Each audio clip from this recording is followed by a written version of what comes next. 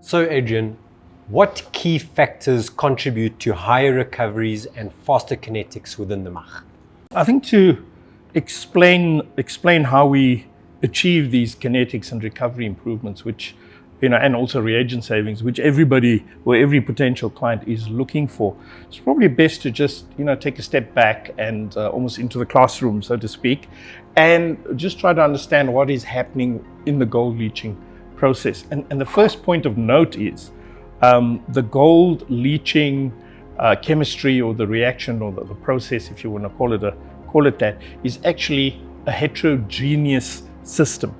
And that is because there's three elements that make it up: a gaseous phase, there's a solid phase, and a liquid phase. Hence they say, they can call it multi-phase or heterogeneous is the word that we use in the scientific world. So the first challenge then revolves around the gas, because you're trying to get a gas to react at the end of the day with gold that is in rock, in a solid form. Solid, yeah. So how do you get the gas to that reaction surface? And there's steps involved. The first thing you do is you've got to dissolve that gas in the liquid, which is surrounding that particle, and then transport that liquid to the gold surface, and then you can get the chemical. So there's a lot of things you've got to do before you actually get to the gold leaching reaction, right? And they're physical things, they're mechanical things. So the first step is, how do you actually dissolve this gas? Because the gas wants to be in the atmosphere above a leach tank. That's where its natural home is. It wants to sit there. It doesn't want to sit in the pulp. It'll be there for a couple of seconds, and then it wants to form a big bubble and flash out. So, and that's the key thing, bubble size. So in order to get that the gas to dissolve efficiently, you need to create a really, really fine bubble that will stay mixed in the pulp, that will not coalesce and form a big bubble and flash out. And I keep on going on about how we generate these picobubbles in the MACH. And again, the picobubbles play a very key role in dispersion of that gas into the pulp and holding it into the pulp. So we say then it'll have a very good gas dissolution efficiency is the scientific term that we would use to describe that. So that's the first challenge, and it's something that the MACH is very well equipped to do. And we also self-aspirate that gas in. So there's vacuum, we pull in the gas. You don't need pressurized oxygen gas supply, for example. So there are a lot of sort of positives that I don't even talk about that's involved with that. Sure. But then, having ticked that box, the next barrier becomes, we're getting more to the physical barriers. So that the gold that is sitting in the host rock may have a passivating layer on it. So there may be other things in the slurry, like sulfides, minerals, or other sulfides like lead sulfide, or probably a bad example, maybe silver sulfide, for example, that can precipitate out and form a layer. So it's not like a layer of rock, it's just, it could be a gelatinous layer or any other a buildup of material, but not obviously in our host rock. Now we call those passivation layers. And as I mentioned, I started off saying we need to get the oxygen to the gold surface. And you're not going to get it to the gold surface if there actually is a passivating layer over there. You've got to remove that layer. Of course, the cyanide, which I haven't really spoken much about, is that's usually added in excess in the gold plant. So you never add cyanide in just what you need. It's always in excess. Maybe 2-3 times actually what you require, and that's just as a safety net, because you don't want to not leach gold now because you've run out of a reagent because you don't have enough cyanide. So cyanide is usually not the issue, in that there is, from a reaction perspective, because there's usually more than enough of it. The oxygen that's in solution is the issue, but we've solved it with the MACH, with the picobubbles to get it dissolved, so that takes care of that. The chemical side's taken care of. It's the physical aspects where the MACH really comes into its own, because you're not going to solve those issues by just putting a lance into a tank or trying to get that oxygen in by any other means.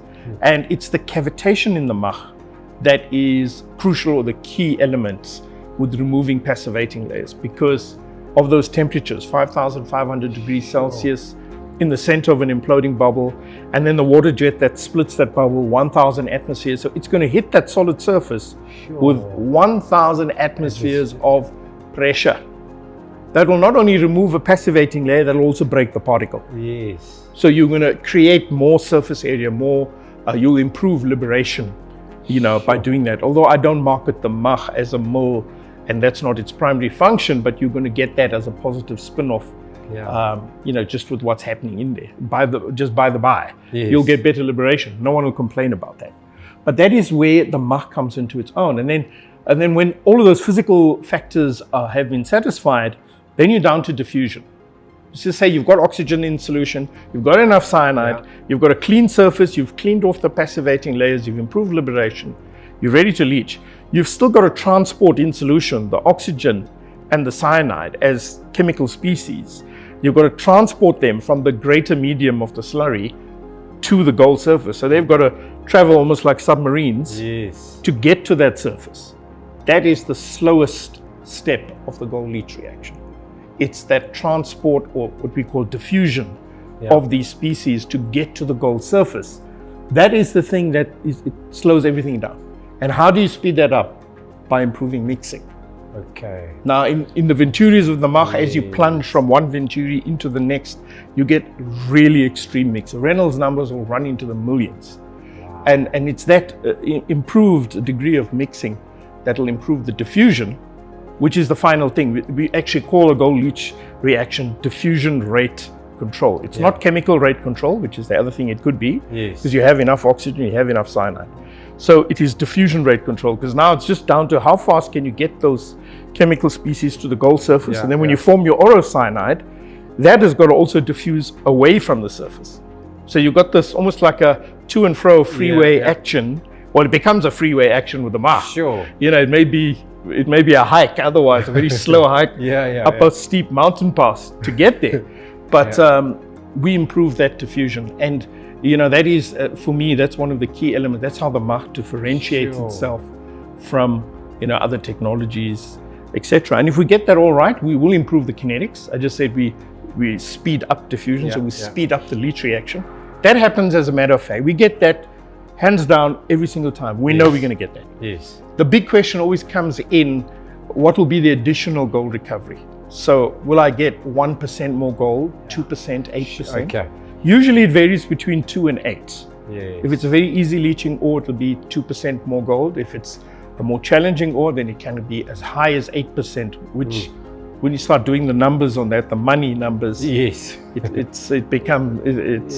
takes off like a rocket into space. Sure. It starts to make the pricing and the costing of the MACH look a bit silly. Yes. When the recoveries numbers get that high.